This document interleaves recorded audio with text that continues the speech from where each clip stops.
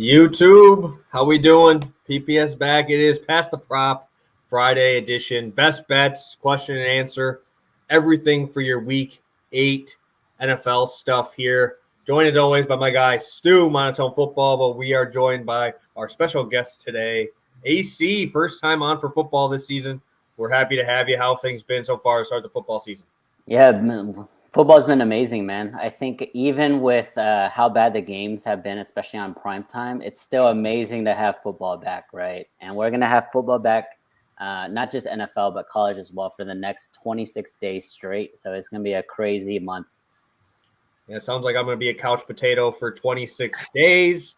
Stu, how we doing? Obviously, we had another winning show on Wednesday. How we doing going into that one? What did you think about the game last night? I don't remember that much of the game, to be honest. I feel like it wasn't the most memorable one in the world, but it was solid. It was solid despite what AC said. I feel like our expectations are down here, and that one was here. So it was good enough. At least it wasn't another Broncos game. We have London to look forward to in the morning on Sunday if you guys are into that. I've already ranted about how I'm anti-London, but plenty of good football, like you said, every single day. College, NFL, NBA. It's just a good time to be a sports bettor right now. So I'm just looking forward to giving out more winners. Yeah, and we'll get rid of Thursday Night Football with just our quick recap like we always do. 0.5 units. Kate Otten, I think he got 9 straight targets in Brady garbage time. And he had a touchdown get called back. He had 3 balls that probably should have been better thrown by Brady throughout the game. What do you end up with? It was short. I don't remember. I remember he had 15 going into the last drive. I don't know if he got any more, but it was a disappointing day. A lot of missed targets right there. And sometimes it is just better to be lucky than good, man. I think Brady went into the fourth quarter with 13 or 14 completions. That man is the king of checkdown city. And just kept chucking it low. I was like, dude, this was for me having Fournette as a fantasy guy, dude. I love that when they're down and he's just throwing 3-yard outs. I'm like, the worst part was they were on the 10-yard line and he needed 2 completions. I'm like, the funny thing is, I don't even think Brady's throwing this ball into the end zone. So I'm going to get this because he's just throwing these 3-yard checkdowns, and we ended up getting there on that one on the last catch of the game. I think he ended with 26 there, but so far, year to date, 33-26, almost 10 units. We're 1 unit away from getting to double digits on the year. So it's very exciting. This is the week to do so. Yeah, I'm very excited. There's a lot of good games here. I'm going to kick it to you, AC. This is a question we usually ask on our DFS show. What is the game that you're putting on that big plasma screen in that house? We talk about the laptop games and we talk about the plasma game. What game is finding its way to AC's top spot? I mean, it has to be Sunday night. That game is huge, right? Because Aaron Rodgers is struggling. The Packers are unraveling before our eyes. There's no real deep threats. There's no outside threats. They have 2 really good backs that they don't give the ball to or block for. And the Bills are on fire. Josh Allen is the runaway favorite for MVP. They should be the runaway favorite for the Super Bowl as well. They went into Kansas City and beat them. So they're feeling good. They're double-digit favorites. Again, we've all seen this on Twitter, the first time in Aaron Rodgers' career where he's going to be a double-digit underdog heading into the game. I think personally that the Bills are going to blow their socks off. I'm sorry, PPS. I know you're in Wisconsin, but the Bills have the defense to stay with those, receivers that don't get open anyways. And then their offense is amazing. So it's really going to be dependent on their focus. Do they want to blow out Aaron Rodgers, or are they comfortable with a 7 to 10 point win? It's just a question that we'll have to ask ourselves. But I'm definitely going to try to catch that game on Sunday. Yeah, no, I'm curious because this is the first time I think LaFleur is actually dealing with adversity. He's never really had to. He's kind of been, I don't want to say riding Aaron Rodgers' coattails because he has a pretty decent offensive mind, getting stuff through there. But with Aaron Rodgers, he just changes everything at the line anyway, So it's you don't even have a chance. But I think it's weird that you see Daboll out there just making stuff with nothing, and LaFleur can't do that. And Aaron Jones touching the ball 5 times in a game is criminal. You should be in prison. Yeah. That dude needs more touches than Dylan. I don't care what anybody says. That man is the best player on our offense. It's not even close. Yeah, no, as someone that's an Aaron Jones fantasy owner, I'm not loving the usage so far this season. I can't trade him, though. Nobody wants it. So we just got to hope LaFleur, just check down. Take a piece out of the Tom Brady book. I mean, Leonard Fournette, the guy can't run at all this season. I mean, he's run into a brick wall, but the checkdowns are kind of sustaining him. So maybe we need Aaron Rodgers to take a couple more checkdowns this year. And I wanna bring in AC on this one because I am. What is your thought on Mr. Tony Pollard? This is going to be very opposite side of the spectrum. I am probably one of the biggest Tony Pollard fans out there. So I'm curious what you think about him, especially if Zeke sits this week. Where are we looking at? I know you're a Cowboys guy. Yeah, I'm located here in Dallas. I'm actually like a mile from the headquarters, so I'm there pretty often. I have a bunch of friends in the Frisco facilities. Zeke is not going to play, so let's just get that out of the way. Tony Pollard, I think there's a lot of politics behind it, to be honest with you, because everybody internally already believes Pollard's better than Zeke, but they're not giving him the usage of an RB1 because they don't want to pay him like an RB1. He's going to come, his contract is up this summer. So they're trying to like limit his touches and make sure he gets paid like a backup. With that being said, I actually think he's going to have a huge game this weekend because I think the Bears are going to be somewhat competitive. We saw Justin Fields have a really good game on national TV last time out. Cowboys have troubles with running quarterback basically for the last 20 years. It's going to happen again. It's a 10-point spread. I think that the Bears are going to cover and keep it close, which means Pollard is going to get a lot of the ball. So Pollard might be the number one scoring running back. I don't play fantasy, but I wouldn't be surprised if he's the number one scoring back this week. Stu, what do you got for that? I mean, hey, I don't have anything super negative to say about Tony Pollard, especially we talked about this last time, right? Because he's the biggest fan in the world. I just have some skepticism that he's not instantly going to step into that kind of volume you were talking about, where he's kind of, whether it's physical build, ability, whether it's his strengths or weaknesses. I just don't see Tony Pollard ever as a 20 carry guy. But Dallas doesn't really have a backup running back, right? A lot of teams have those veterans lingering around, a Marlon Mack, someone that can just get the job done. Dallas doesn't really seem to have that guy. So I'm not going to be betting any unders, but it'll be interesting to see where Tony Pollard is this week. No, so I agree with you. I don't think and he's a great player. And a lot of that is because Zeke kind of softens the defense and then Pollard comes in when it's a lot easier. But for like a one game basis, I think he can do the 20 plus carries. But for an entire season, yeah, I agree. He's not a 250, 300 carry running back. Yeah, I think we see hopefully a little bit more checkdowns. That's what I like about Pollard is he does get those checkdowns, and he's like Rachaad White to me. Like they're just explosive in space, and you see him with Fournette, right? Fournette just bruises everybody. Luckily, Fournette does catch the ball a little bit there too, but you don't really see Zeke like he did like 3 or 4 years ago when he got like 3 to 4 catches a game and made stuff happen in space. That's more of the Pollard role there. But make sure everybody drops a like here. Thank our guy AC for popping in today. And we're going to kick it to your first play of the day, AC, a guy who I'm really excited to watch. I mean, it can't be any worse than Matt Ryan, right? Oh my gosh. I mean, I think this was a move they had to make, to be honest. Matt Ryan had one good game right in the first 6 weeks or 7 weeks. I bet on, I think, 5 of those. And it probably shortened my lifespan by like 2 weeks each game trying to back Matt Ryan.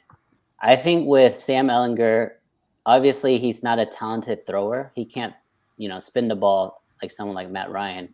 But I think it's going to really simplify the game plan. And I think that's important for the Colts because we saw that, for example, with the Cowboys and Cooper Rush, right? They leaned on the offensive line. They leaned on the defense. That's exactly what the Colts should have been doing the last 5 years, right? With, Carson Wentz, with Matt Ryan. Like this is a really good defense. They have the most electrifying running back out of last year with Jonathan Taylor. So I think moving forward, if Sam is going to be successful here, it needs to be like a power running game where they're running it 40, 50, 60 times a game. And so with that being said, I do like this prop. Sam Ehlinger over 22.5 rushing yards. The Washington D-line, and, Stu, you could correct me if I'm wrong, but I think they're a little soft. I think their defense overall is good, but I think you can run on this team. So I think Sam Ehlinger, who's 6'2", 240 himself, I think he's going to be able to move the pile. So 22.5 yards should be pretty easy for them, especially because the Colts are going to have design runs for Ehlinger.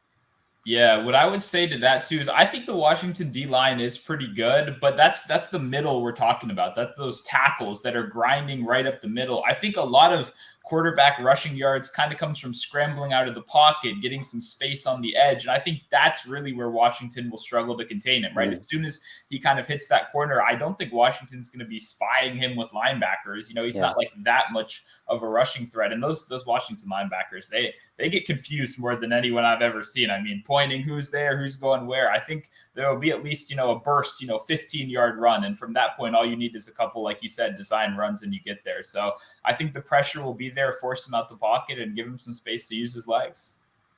Yeah, I think we see the sneaky speed like we always talk about with Daniel Jones, where it just doesn't look like he's moving that fast. But man, it is like way faster than what it looks like, right? Same thing with like Josh Allen.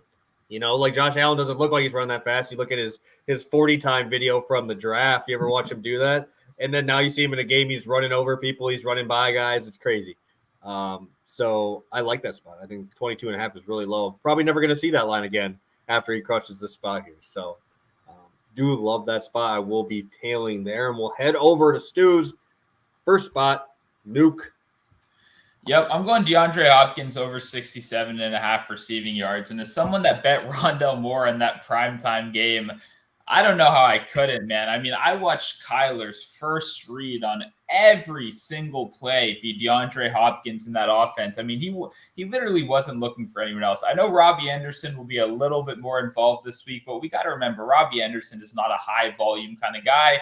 He's a guy that runs straight and he runs fast and he extends the defense and he gives them options underneath. But I'm not too concerned about Robbie Anderson actually really pulling away that much right here. The biggest thing for me, Hopkins over the course of his career with the Cardinals, he's been playing out wide almost exclusively, over 80% every single season. Last week, we saw Cliff actually use him way more creatively than I expected. He saw 40% of his snaps come in the slot. We see this time after time with elite wide receivers. You want to take advantage of those slot corners. We see Kupp do this. We see Jefferson finally do this now that Mike Zimmer is, out chilling and we've got a young head coach. Jefferson's absolutely demolishing these slot corners. And I think Hopkins is in a perfect position to continue to take advantage of that. If you look at his stats, it's only a one-game sample, but yards per out run, targets per out run, air yards, everything was elite. It was popping off the page. Hopkins looked fine, right? My part of my reasoning for betting Rondell Moore was simply, I think it'll take some time for Hopkins to get back into the swing of things, but that's clearly not true, right? It was clearly not true in that game. I expect another 10-target game, and we also get the one offensive game on the slate here, right? We got a lot of defense, slower pace. These are two teams that are going to score points, right? The Vikings and the Cardinals, neither of these teams are great on defense and both have above-average offenses. So I expect sparks to fly in here. I think DeAndre Hopkins flirts with 100 yards once again. AC, got any thoughts on this game? I know Stu kind of talked about the game there total wise. You think this one will be that shootout? I think it potentially will be, right? Because we have two really good offenses, especially on the outside. I do like the spot here for Stu, Hopkins over 67.5 receiving yards. And I think there'll be some one-upping happening, right? If Hopkins is going to go off, I'm sure Jefferson is going to get some run on his side too. So maybe look into like a potential parlay with Hopkins and Jefferson. So I do like this. You're right, though. Kirk Cousins is a lot better with this new head coach. Play calling is a lot more creative. I think what we saw last week, I think it was last week, where Kyler and Cliff kind of had a moment there on the sidelines. They were much better afterwards, right? The play calling was amazing. It opened up the passing attack. And if we could see that again, this is inside a dome. So I love overs and domes anyways. So I do like that spot. Love it. You're talking about a number one receiver. I'm going to a number one receiver, and this is my biggest bet of the week so far. We're going to the Cheetah, baby. Cheetah over 85.5 receiving yards, 1.5 unit play. First one of these in a little bit, but I absolutely love this spot for Tyreek.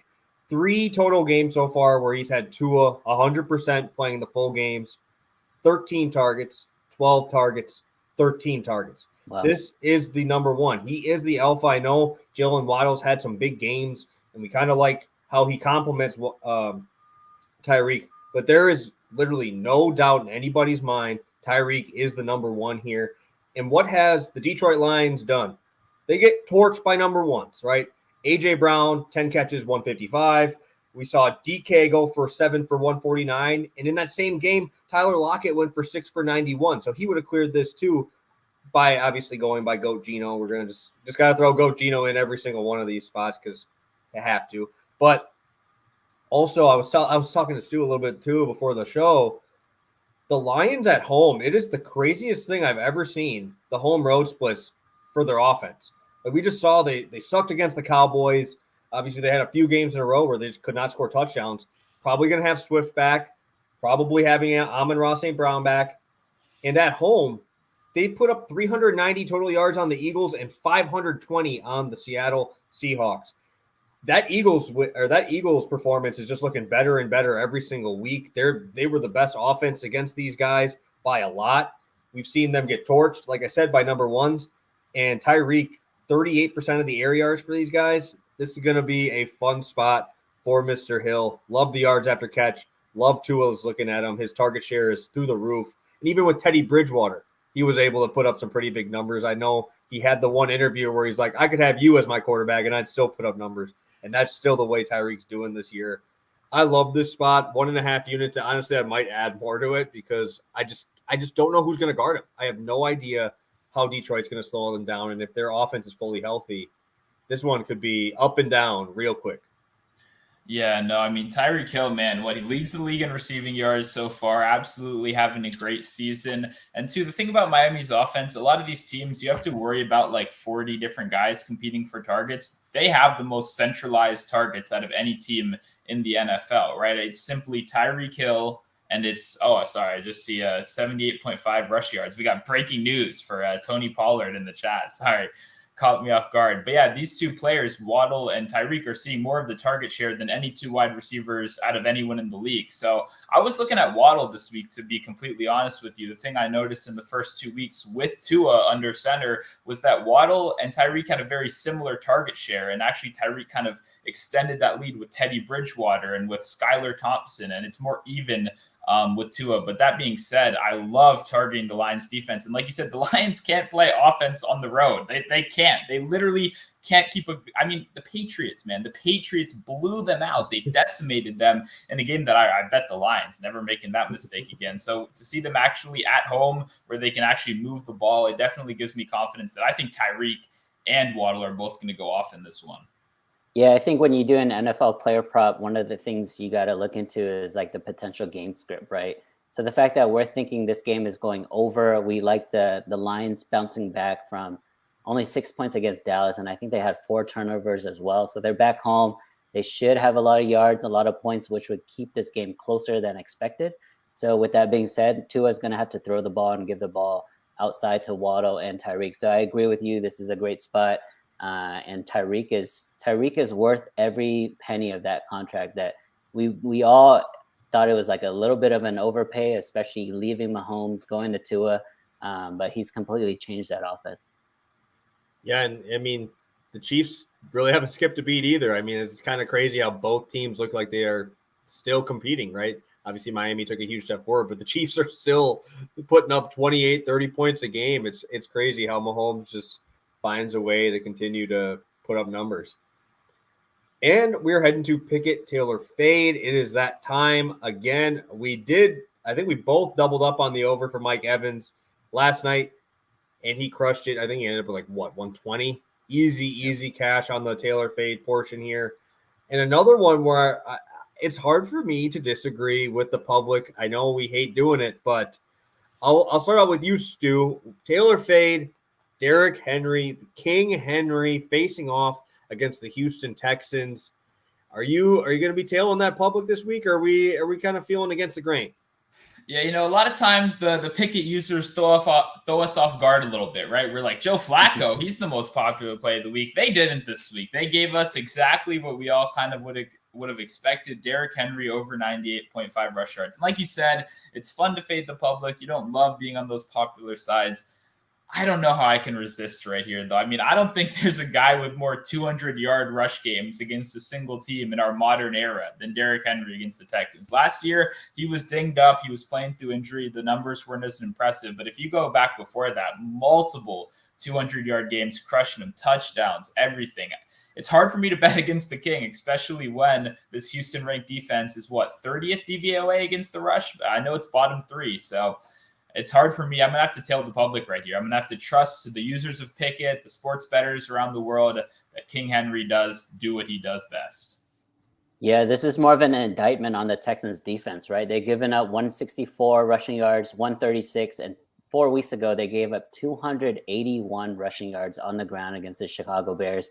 Obviously, a lot of that is because of Justin Fields, but we do know their defense or their rushing defense is terrible. And then you look on the other side, the Titans offense. Their offense is bad. They've only had 250, 240, 240, and 360 the last 4 weeks. But what's crazy, it's basically a 50-50 split between rushing and passing yards there. So if you expect them to have another 300-yard game, 50% obviously is 150. So it makes sense to me. It seems super easy.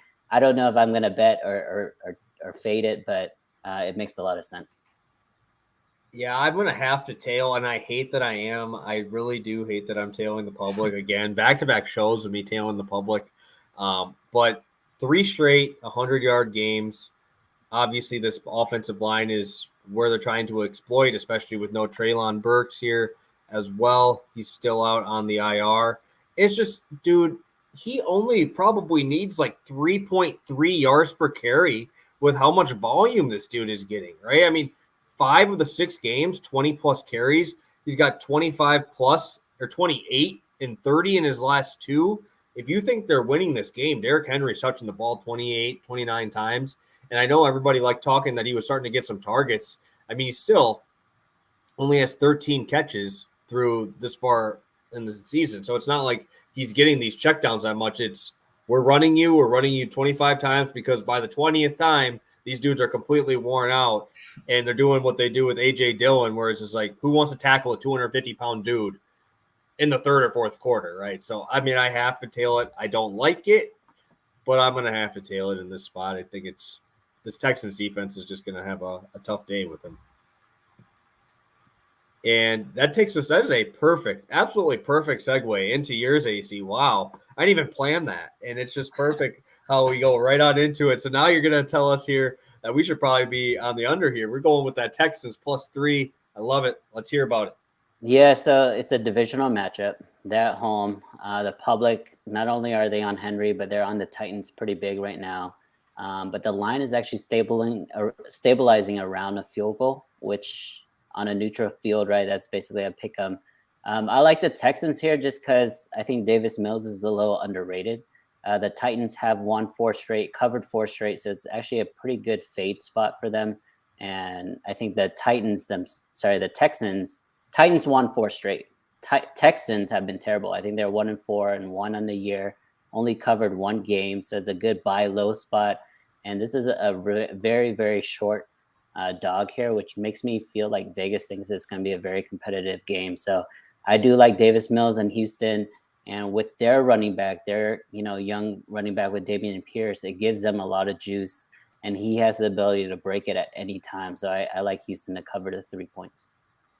Yeah, no, I mean, this is an interesting one, right? You normally get these divisional matchups. You expect a very close competitive game right here. I think the key really for the Texans, like you said, is Pierce, right? I mean, the Colts, their run defense is actually, or sorry, not the Colts. Whoa, the Titans, their run defense has actually been pretty solid this season. If Pierce can kind of break through that line, if he can put a lot of pressure on them, then I think they're actually really live to win this game. It's just once Davis Mills has to throw the ball, and it's the same way with both quarterbacks here. Tannehill, once he has to throw the ball, we get a little bit worried too. So it's just about if they can execute on those plays. Is Nico Collins playing? Do we know if wide receiver number 2 is going to be healthy? I know he's questionable, I think. Questionable is all I saw.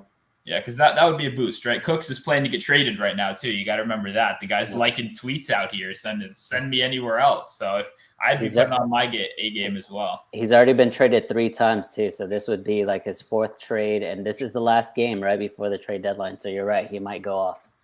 Big numbers, and I'm so happy you talked about Dameon Pierce. We are From the beginning, Dameon Pierce truther is here again. We find our people that we latch onto, and Dameon Pierce has definitely made the show more than most rookie running backs. But he is so good. Tennessee has been shredded through the air this year. I'm curious how Davis Mills is going to do. But the thing is Pierce has now shown himself as a capable receiving running back as well. So even those dump offs could work. And obviously, I'm a big Brandon Cooks fan and believer too. So I think it could be a fun one. I think that 3 is a good line to get. Maybe it's like if we do tease NFL, maybe this is like you get them at like 9.5, dude. That's like easy money. I think that this is going to be punching back and forth. And this is, I think, our first unofficial collab that we've had on the show. Not 100%, but as close as we're going to get.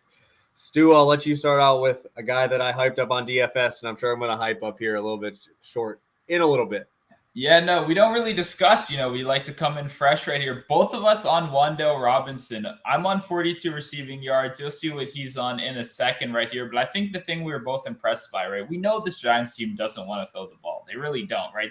With the weapons they have right now, they're trying to keep the ball on the ground. Danny Dimes doing a lot of running, right? And then we've seen Saquon Barkley look like Saquon Barkley, which is not only good for the Giants, it's good for the NFL too, right? It's good to have those elite running backs looking sharp, looking good. And that's a dangerous rush attack. Also, we got to remember, Daniel Jones is running, I believe, the 5th most play action out of any quarterback in the league this season. Because that running game is so strong, you have to devote a lot of that safety help, a lot of that linebacker help to really making sure that you don't get beat by Saquon or Daniel Jones. That opens up these short intermediate throws and just general over the middle kind of passing, right? Which is exactly where Wan'Dale thrives. He's a gadget guy. He's not a guy who was super high coming out of college just because I hate short wide receivers. I boycott short wide receivers. I said on the show, I believe, ask how Andy Isabella's doing these days. Like, a lot of these guys come in, they're not in offenses that can use them to the best of their abilities. The thing is, I really do trust Daboll as a coach, and due to the fact that they don't have a lot of other weapons there, he's kind of forced to using Wan'Dale to the best of his ability. We saw him instantly come in and make an impact in the first half last season. I don't even think he had a target in the second half. I think he was dealing with a little bit of injury or something like that, or maybe they're just keeping his snaps down. But the important part is that he ran a route on 80% of Daniel Jones's dropbacks. So when they were actually going to throw, he was there to run a route. So I believe in Wan'Dale. I think this line is too low. And I'm curious to hear what PPS has to say, because we're on the same page here. Yeah, and I'm going, dude, they're going to be plus 125 on 4.5. Like you said, 6 catches in the first half. I believe it was a lower body injury they talked about, but he still was out there, still was being a decoy. How much trust do you have to have in this man to trade away your number 2.5 receiver, right? Yeah. Kadarius Toney, how much trust do you have to have in Wan'Dale that he can get the job done? Because Kadarius Toney actually was pretty good last year in his time with the Giants when he was playing and actually was healthy. 26% target share in the last game. When Daniel Jones is dropping back, he's really only looking for his second option. If it's not there, he's running. That's really how it is. And it's usually between Wan'Dale and Saquon. Those are your number 1 and number 2. There's nobody else. Bellinger had the eye surgery. I do not believe he is playing either. So that's a lot of targets to go around. We've seen Daniel Jones eclipse 30 pass attempts too in these last couple games, or at least last game. So I'm excited. I'm excited to see Daniel Jones take that step forward. Seattle, I'm not really worried about. The only thing I'm really worried about in this game is Saquon just running for 250 on these dudes. But the Giants, even though they're 6-1, 5-1, they're dogs here. They're dogs against Goat Geno, baby. They're 3-point underdogs. I think if we start passing this ball around, Wan'Dale's getting 25 to 28% of these targets, and it might be even more now with the extra injuries and the ship out. We might be seeing 30 to 35 for him and 30% for Saquon. Like that, That could literally be where we're at on this team. And I love that you talked about Daboll. I love how he is so creative in getting the ball around to people. And that's what I was saying with the Packers, how this guy is that good of an offensive mind. He can literally do something with very, very minimal, I'll say, I don't want to say talent, but NFL ability or NFL experience, right? None of these guys have really had that. And Wan'Dale, I love him here. 4.5, and you're giving me plus 125. I think that is absolutely crazy. Yeah, no, I mean, AC, have you bet on Mr. Wan'Dale before? Or are you? I have not. Are you a rookie to the Wan'Dale Robinson sweepstakes that we've been riding on here. Yeah, I'm not even a rookie. I haven't even made the field yet. No, I know he's had a great couple weeks here, especially with you mentioned Bellinger being out. A lot of unrest with Galladay, and now they traded Tony. Don't forget about Slayton. He had a nice fly pattern the other day for a touchdown. But I think they're gonna load the box up and try to stop Saquon. So that's gonna open it up for the receivers, including Wando. Yeah, no, I mean, I think Slayton's a good point too. He's the field stretcher, right? He's the guy that makes sure that at least one of those safeties that's not watching out for Saquon needs to be aware, because the Giants only run like 8 plays, and deep shot to Slayton is one of those 8 plays, right? Yeah. So that's a good point right there. It's another thing for the defense to worry about, another play they've been running, and that just means more over the middle, short targets, dump downs, all that stuff for Wando, where he should be able to thrive in the open field. Beautiful, beautiful. I love it. I love it. Let's go, Wandell. I talked about him on our DFS show. Hopefully, for my DFS lineup sake, he does well here, because he is filling in for my Jamar Chase injury, obviously, because everybody on my team gets hurt this year. We've lost Eli Mitchell, Cordero Patterson, and Jamar Chase, and that is a 16-team league. So, yeah, my team is absolute garbage this week. So let's hope. We can hope for Josh Allen to throw for 450. That's all we can hope for. But if you guys have any questions, make sure you drop them in the chat. Make sure we get there. We got about 35 live viewers in here. We appreciate you tuning in during, we'll say, your late lunch break. Maybe it's your late lunch break that you're popping in to check out Pass the Prop. But smash that like button while you're over there. We also have AC's Twitter in the description. Make sure you go follow him there while we're in the middle of the show here. And let's, I think if we have no questions, we can head into our recap. But if anybody has any questions, drop them in there. We'll try our best before we get to everything else and our touchdown parlay here. I'll kick it to you, AC. Do you think 78.5 is a reasonable number for Pollard here? Or do you like the receiving side too? No, I do like the rush yards, because I think he is going to get over 20 carries in this game. Again, I do think the game is going to be a lot closer than people expect. It's around 9.5, 10 points right now. I do think the Bears are going to cover. Maybe if you want to do rushing plus receiving, that's fine as well, or just receiving. With that being said, I think Tony Pollard is going to have a touchdown as well. So maybe do like a parlay where you match the rush yards and receiving yards and touchdowns if you want a little more action there.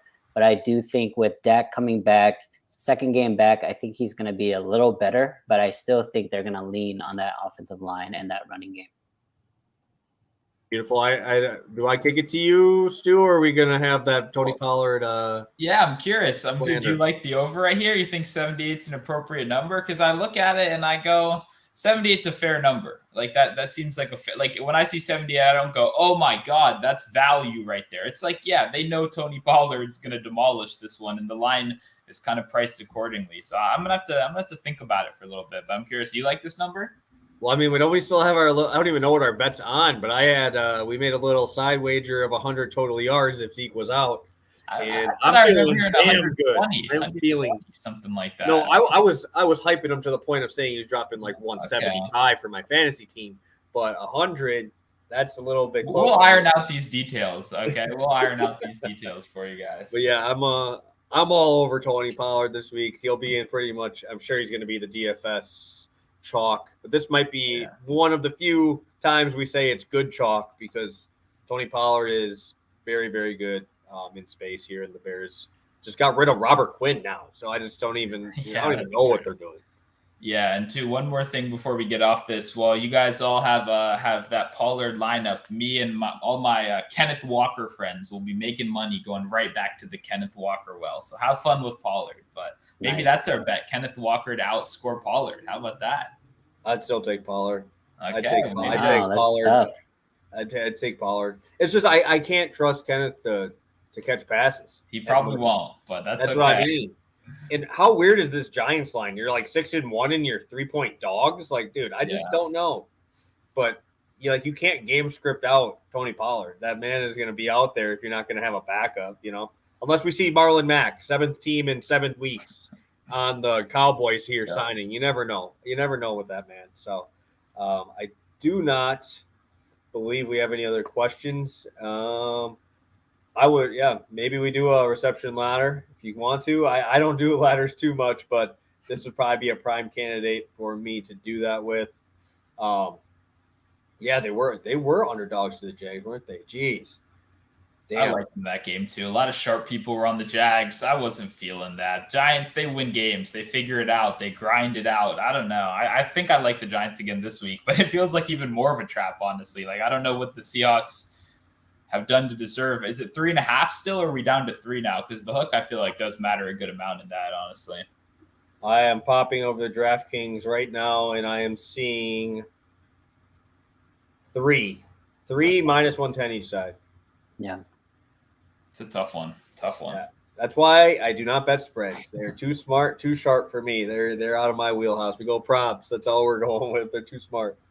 But let's do a quick recap. I'll start with you, Stu. We'll go through our recap and then get to our touchdown parlay. And then if you guys have any other questions, we'll get to those before we do our touchdown parlay. So drop them in there quick, and we'll get through our quick recap here. I'll start with you, Stu.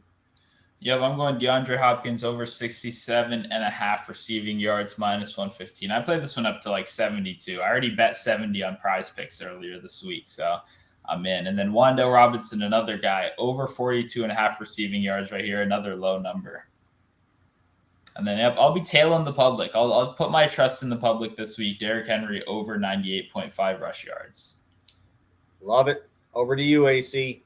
All right, Sam Ehlinger. He's going to be the starting quarterback for the Colts this week. They're playing the Commanders. Stu kind of mentioned it. Commanders linebackers never know what they're doing. I think this is going to give Sam some opportunities to break some runs here. So over 22.5 rushing yards.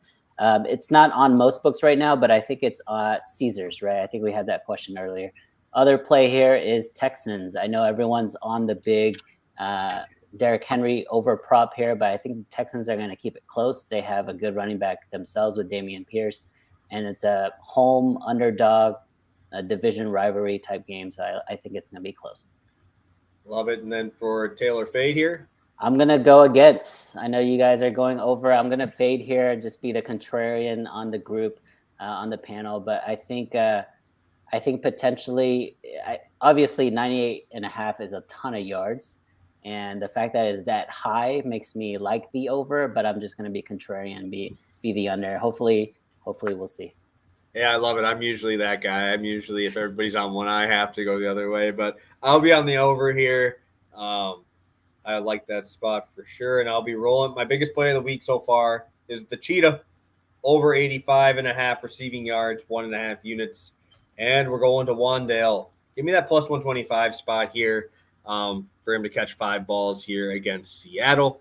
Let me check in that comment section. We see Hopkins up to 72.5. Where did you find the 67? Just yeah, here. I just refreshed my bet trackers, MGM and DraftKings. It looks like I know it's not just the past the prop audience. It looks like there's someone else because I saw it mid-show. I refreshed. It moved to 69 on FanDuel. I was like, okay.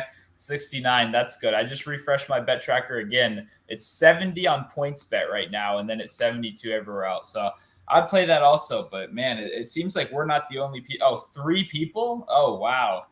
Yeah, I've been live up here, so I'm not on Twitter. I'm not being able to follow everyone. But yeah, that doesn't surprise me. 67 was a bad number. So yeah, I would still play it at 72, but that makes sense why there's been so much line movement over our 30-minute show. It's changed like 3 times. So yeah, I'm looking on there. I don't even know who dropped it, so I got no thoughts on that. But yeah, I mean, luckily I tailed you right away, and we got it at like 69.5. I got it on my book, so nice. We're good to go. So we're ready to roll there. 3 people, man, that's quick. And yeah, I think that's through everything here. I do not think we got any other questions in the chat there. Only thing is, could it be Malik Willis season? Would that change your mind there, AC? Would you be thinking Malik Willis comes here? Is that something that would mean something to you, or would you think the line would move the other way? Because Tannehill really hasn't done much. Yeah, Tannehill has been terrible. But if Malik Willis comes in, I actually would like Houston more, to be honest.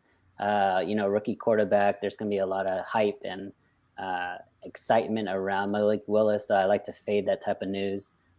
So honestly, if he's in, I don't think Ryan Tannehill is going to be out, to be honest, because he doesn't really do anything. He just hikes the ball and hands it off anyway. So questionable for him is like probable for everyone else because he doesn't do much. But I like Houston no matter what.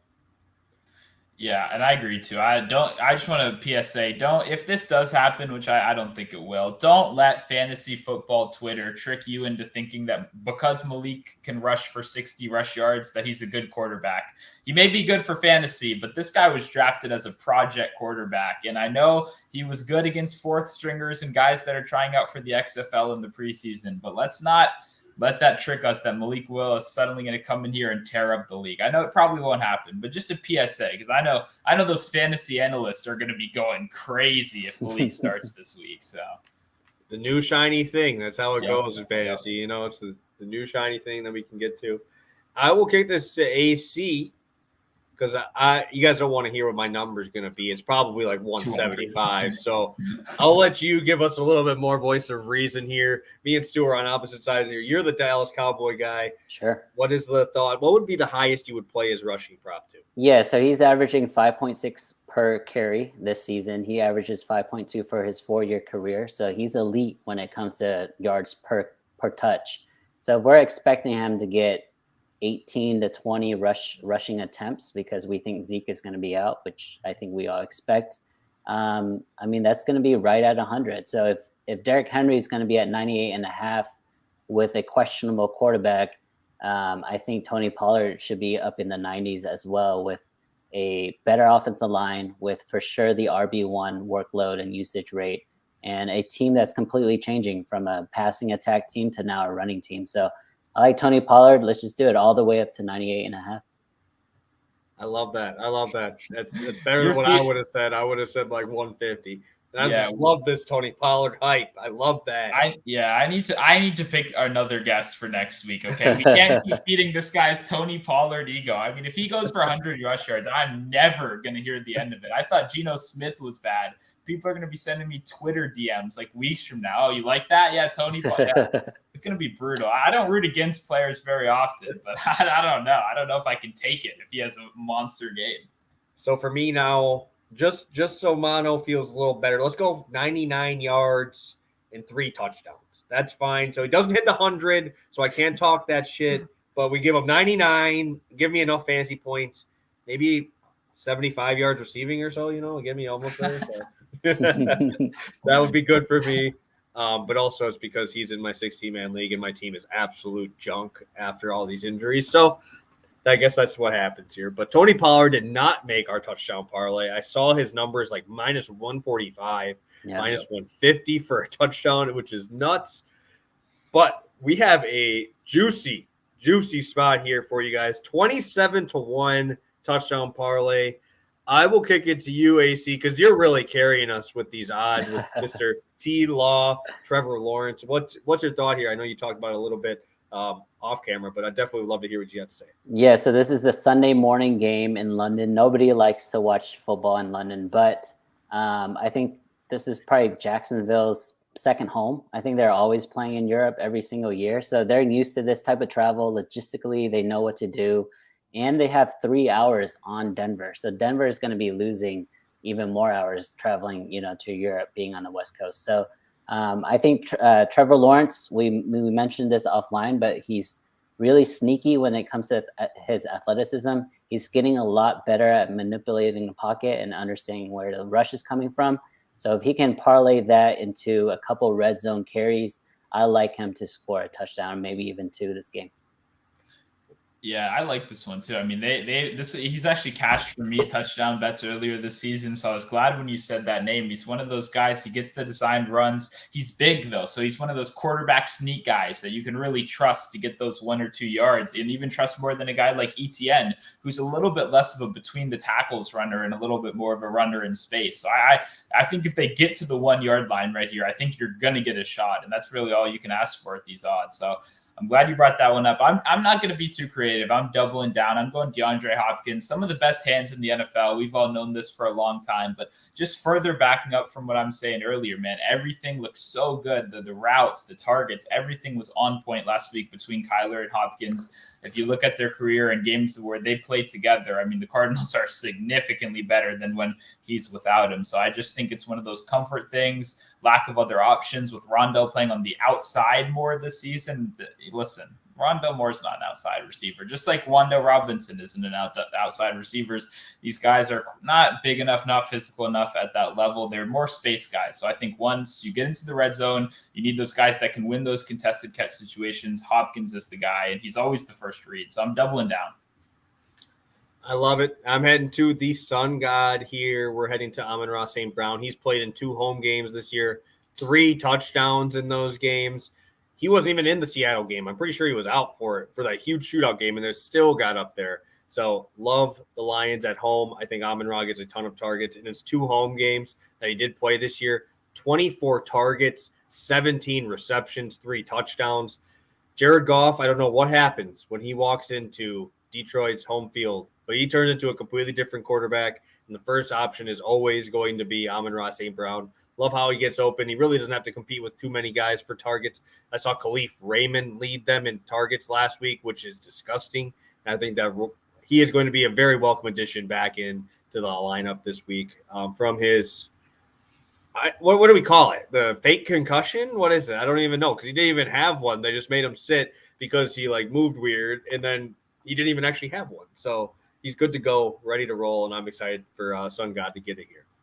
Yeah, it's the new rule, right? If the medical team sees that, they can just rule you out for the rest of the game. So obviously they knew they needed to do something after the Tua incident. So Amon-Ra was an unfortunate, candidate of that. But the good news is he's healthy. So it's not like we have to worry about him coming back from injury. He's ready to go. And I like the plus 150 solo price that you sent over. That makes a lot of sense. I mean, when that offense actually scores, he's like the guy. They've got no one else up there. Hawkinson a little bit, but I agree with this one. Like in the odds too, 27-1. You can definitely do worse than that.